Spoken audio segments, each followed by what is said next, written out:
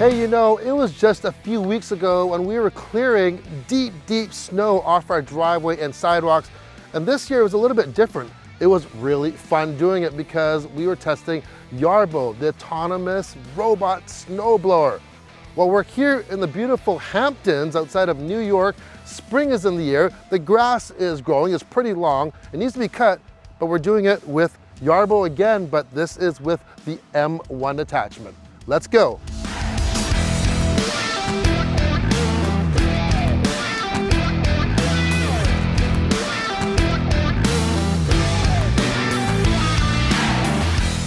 In case you're new to Yarbo, this is it here. You have a core and you have modules that go to it. The core is a very, very robust robot. You have all the brains in here. You got navigation, satellite. You see the antennas here. Lots of safety in here built in. This is a track-based system, as you can see.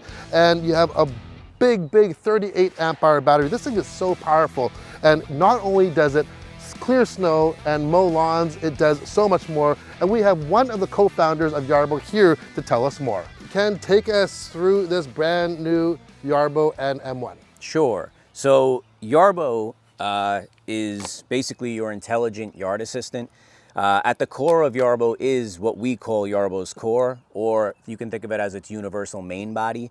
So Yarbo is based on this universal main body, which is modular. It's modular in the front.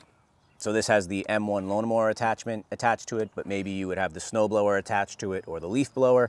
It's also modular in the back.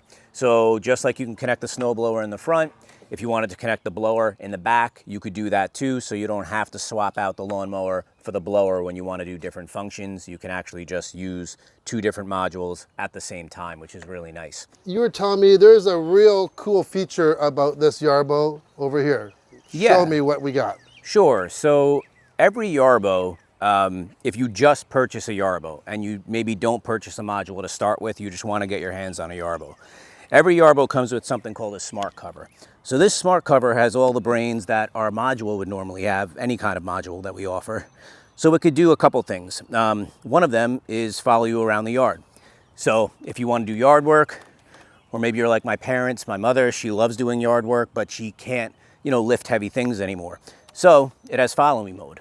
So you can hook up Yarbo can tow actually up to 3,500 pounds. Wow. So you could hook up a cart or two carts, or we've actually daisy chained these together and let Yarbo follow you around the yard and do the heavy lifting. Tow mode lets you tow anything you would tow with a universal ride-on lawnmower. You can actually tow autonomously with Yarbo. So think of an aerator you might pick up at Home Depot, a dethatcher, a liquid spreader, anything like that, you can actually do with Yarbo. And the last part of this puzzle for the smart cover is surveillance mode. So Yarbo can actually patrol your yard. So think of it as, right now you might have a Ring doorbell or some type of smart doorbell. Maybe you have an alarm system.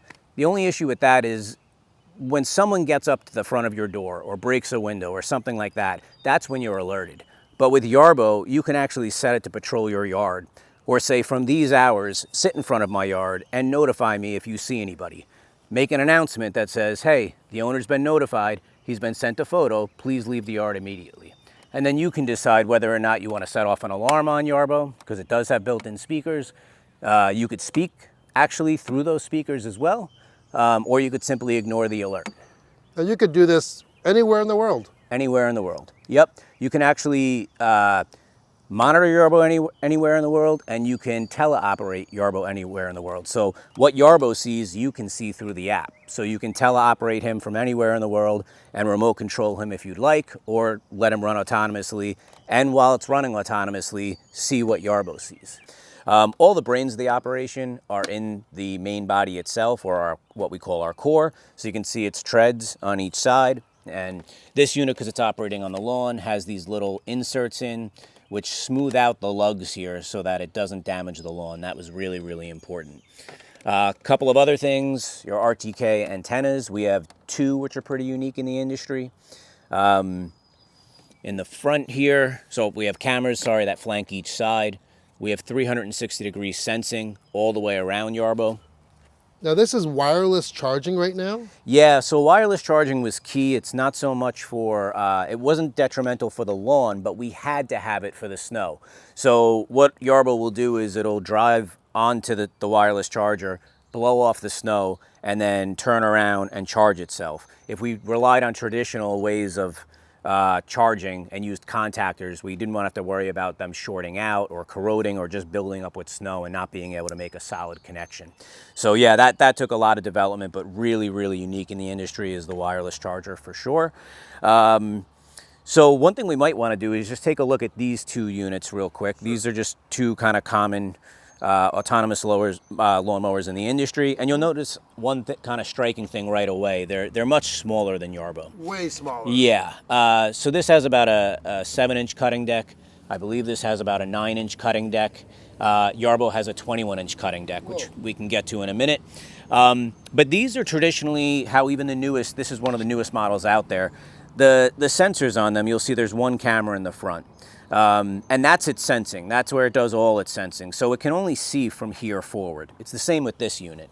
So this unit has 3 sensors in the front, but it can only see from here forward, right, with a wide angle. So it cannot see to the left, cannot see to the right. Whatever it detects, it has to judge with what it sees in the front. So a lot of these units, when they're going around something, will actually end up running into them along the sides because they don't have any side sensing.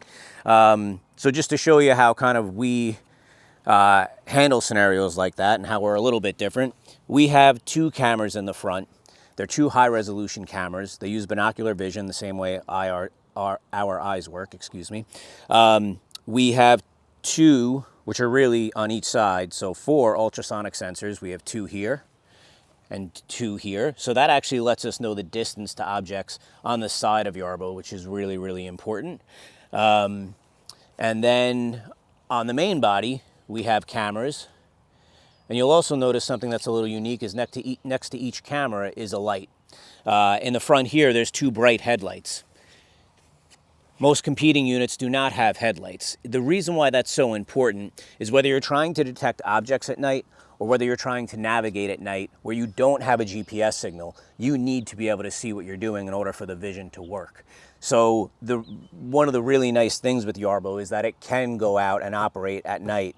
It's very, very quiet, but that's something that's super important. And navigating at night, it has to be able to see. So we use something called visual inertia odometry, and that basically lets us compare frame to frame what the camera sees in a map to know what changed from one frame to the next, so we can locate ourselves on that map. And it's really, really unique to us. So if you have a yard with trees, Yarbo really excels there. And then the last thing we have as far as a sensor is a wraparound bumper. So some units, some competitor units use mechanical bumpers, but we actually have this bumper that just works off force feedback, and you can see there's nothing mechanical. I just tap it and it pushes in, and that's actually enough to trigger it. So it gently just would tap something and know where that object is if for some reason it was very low to the ground, or it couldn't be identified by the camera. So that's really important. That wraps all the way to the back of the unit. So it gives it really good like spatial awareness. Now, while your hand is there, I really do notice one thing compared to the other competitors that we just looked at here is how much wider the front mowing deck is than the actual core itself. Yeah, so one of the big reasons we wanted to do that is a lot of complaints that customers have about switching to an autonomous lawnmower is how close can I get to the edge to minimize trimming.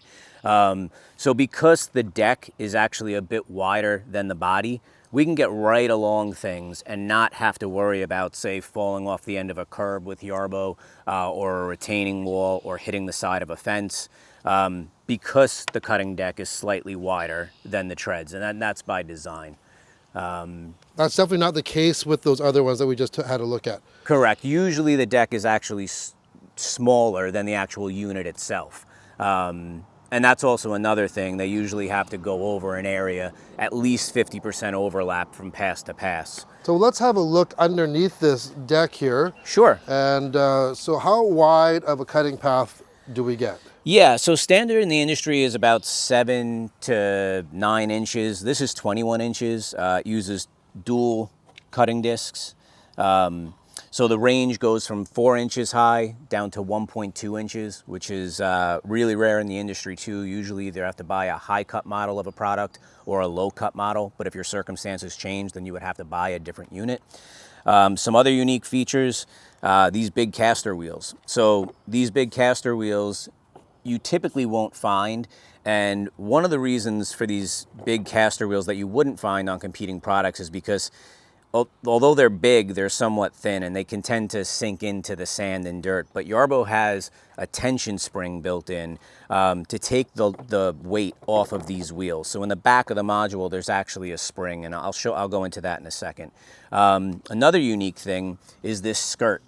So this metal skirt, it's metal here, metal here, metal here. This actually lets you take Yarbo and put the front deck literally off the end of Belgian block or off the end of a curb. And Yarbo is enough to pull itself back on. So again, that really minimizes trimming. If you have pavers in your yard, if you have a concrete walkway you have to go past, just rough terrain, Yarbo can get right over it, and that's extremely unique in the industry. If there is any kind of guard like this, it's definitely not designed to take an impact, but you can see this is all actual metal. It's super, super solid, very durable. And the height adjustability is it done manually or does it do it by itself? Yeah, that's a good question. So completely done by the app. So you can even control the different zones that you set up or areas. You can control the height of each zone and it will electronically adjust that. That's amazing. Yep, if we come over here real quick, this is the tension spring that I was talking about. So having the flexibility vertical, which you would expect, but it can actually articulate left and right. So that lets it follow the terrain really, really close. And that's that tension spring that I was talking about to take the weight off the front of the wheels.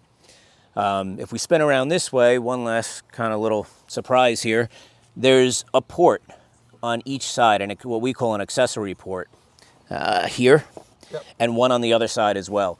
The M1 module itself is actually modular, so we can attach different modules to the left and right. So our first modules for 2025 will be an edger and a trimmer, so people won't have to worry about maintaining that part, because that's kind of the last piece of the puzzle in autonomous yard care. All right, so we know it can mow, it can blow snow, and it can actually power from the front and the back. Yep, it's as well. Correct. So full power modular in the front and the back. So that's the other thing. I mean, you know, autonomous lawnmowers, they're only going to be autonomous lawnmowers, right? But with Yarbo, you simply lift up one lever and another lever, and that's what actually unlocks Yarbo, right? We lift under here, and now the module comes off.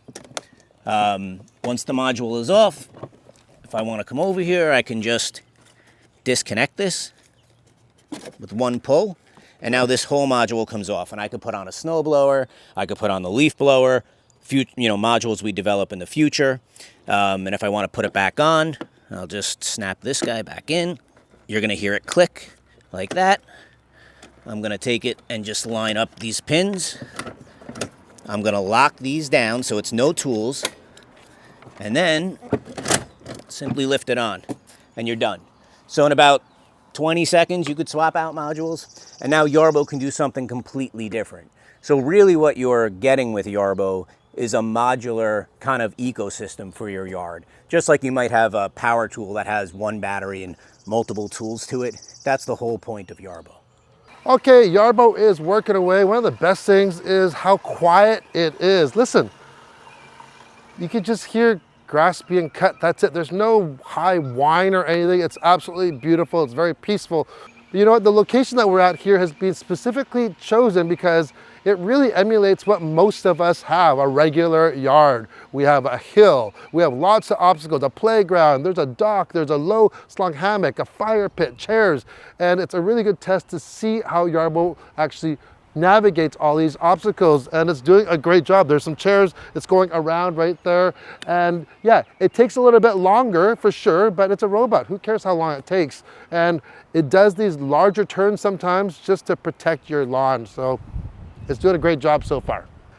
All right, so we have Yarbo actually working in the background in this complex yard that we have, and it's going up a hill. That's one of the biggest differences between this and autonomous mowers. Tell me about it. Yeah, sure. So Yarbo can go up a 70% slope, which is about 36 degrees.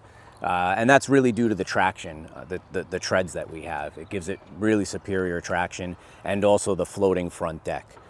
And another big difference, obviously this thing's bigger. You have two motors driving those blades on there. Like, so how much more can this cut than a regular autonomous mowers, those little ones that we see? Yeah, sure. So the little ones usually micro mulch. Yarbo is built to micro mulch as well. But if you're ever in a situation where it rains for a few days and you have maybe, 6 inches and you want to cut it down to 4 and take off 2 inches or 3 inches at a time, Yarbo can absolutely do that. So this lawn here, we have it set to, so the highest is 4 inch. Yep. And it goes, and then 1.2 Is the lowest. is the lowest. So we have it set at 4 inch right now because in some areas on this lawn, it's like 7 inches. Yeah. Right? Yeah. And what's the rule of how much should you take off for when you're mowing your lawn?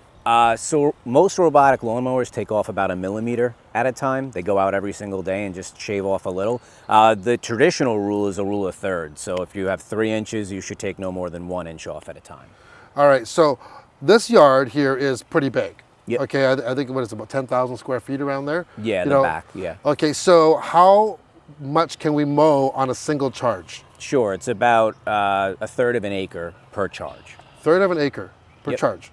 So, and we can run for probably about 3 hours. Yep. Around there. Correct. 3 hours, third of an acre, that's not bad. And you can send this thing out like, so how long does it take to charge this large 38 amp hour battery? Sure, so it wirelessly charges, it's about 3 hours. 3 hours. Yeah. So you can mow for 3, come back, charge for 3, and then send it back out and do more. Yep, yeah, and so we recommend about 6.2 acres is the maximum area that Yarbo can cover.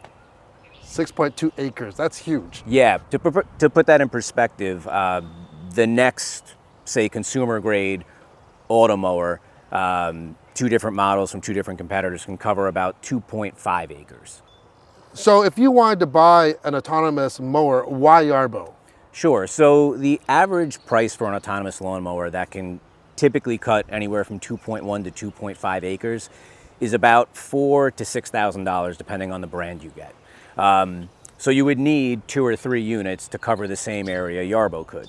But the biggest reason is the versatility with Yarbo. Because it's modular both front and back, Yarbo is not just a lawnmower then. And what it can do today is not what it will be able to do tomorrow, right? So as we develop more modules, Yarbo will gain more capabilities over time. And if you just get an autonomous lawnmower, it's only going to cut your lawn. I can't wait to see what other things that you can actually do with Yarbo. Now, I had a thought though. So with the kind of you call it sentry mode type of thing, like as almost as like our patrol mode. A patrol mode. I've got these birds and raccoons that come in my yard and they go and they eat the grubs and dig up the yard. Okay, could I get Yarbo to go on patrol all the time and almost work as a robotic scarecrow? You could in a way, yeah. So I will tell you this, we've actually had people ask that for deer, for foxes. Could it make a sound if it recognized an animal? Yarbo does have animal recognition, but one of the things that's also true about autonomous lawnmowers or anything autonomous robot is that even if Yarbo is simply patrolling your yard often, animals stay away because they're afraid of it. So if there's a demand in the market and they say, hey, when you see this animal, can you make this sound to deter them? We could do that. And we're very, very consumer driven. So we really use customer feedback to kind of drive where the product goes. So what the next module will be, what the feature set is. People are also saying, hey, this is great. It's very, very capable. We've watched the videos. I'm wanting to order one, but it's really expensive. I'm not sure if I should. Are there any safeguards and what's the warranty like? Yeah, sure. So Yarbo started life as a Kickstarter, right? Which inherently comes with a lot of risk. Basically the average order for Yarbo then was $3,500 and we could have developed it, we could have not developed it. It's very risky. This time around, we're doing the campaign on our own website, so everyone gets a very good discount. They get a really good value for Yarbo. The lawnmower, you could probably figure, so just for the base Yarbo with the smart cover that could do patrol mode and follow me and tow mode, that's gonna start around $3,000. The lawnmower will probably be somewhere between $4,000 and $5,000. But the nice part is you can actually put the money down and you can get a refund at any time, right up until shipping. And even when we ship it to you, if you get the unit and you're unhappy with it for whatever reason, or it just doesn't live up to your expectations, you can actually return it for a 30-day window. Correct. So we're looking at $3,000 for the core, for the smart cover, and you're looking maybe between $1,000 and $2,000 for that lawnmower module then. Yeah, and really what we're doing now is we've had a ton of interest. The more orders that are placed, the lower we can get that price down. And that's really what we're trying to do is again, use kind of crowdfunding in a way without crowdfunding. So the consumer gets all the traditional safety mechanisms, right? That, if for some reason something goes wrong, they can get a refund, right? So it's not a Kickstarter in that sense, but they still get the benefit of, at least a 30% discount on the overall MSRP.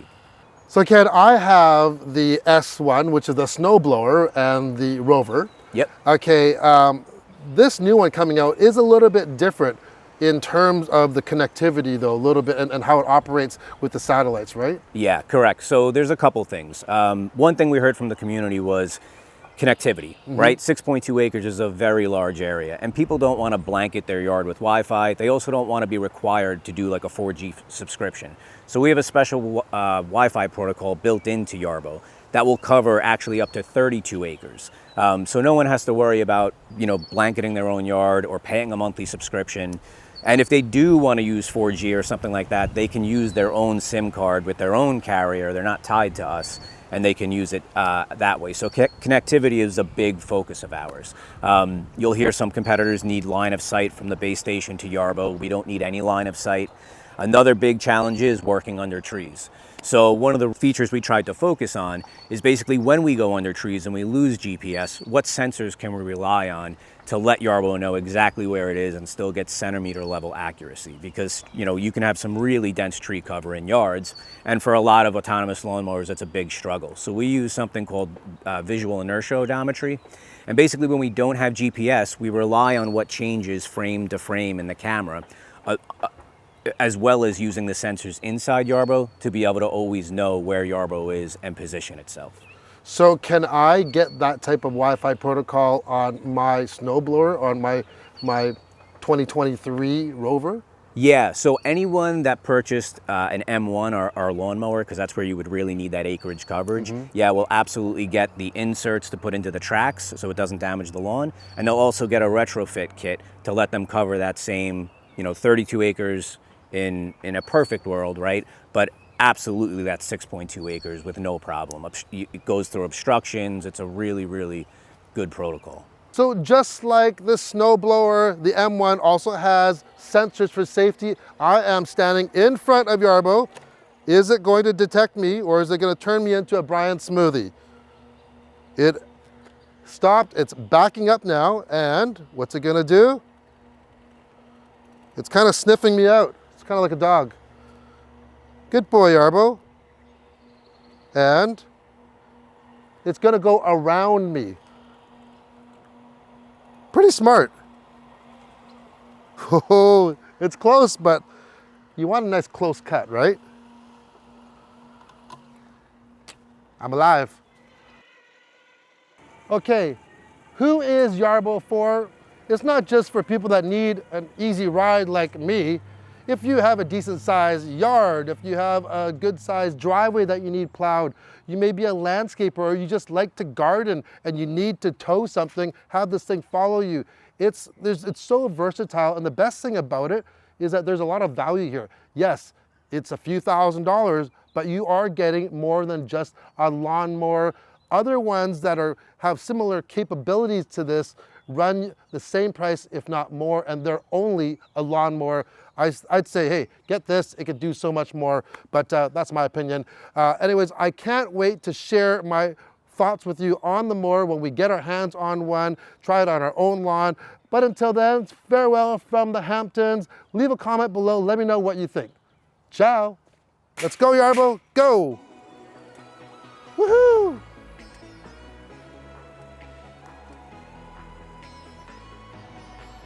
Life in the Hamptons. Someone gonna bring me my iced tea? Hello? Yarbo, can you get me a drink, please? Good boy. Thank you. Getting thirsty, this hard work.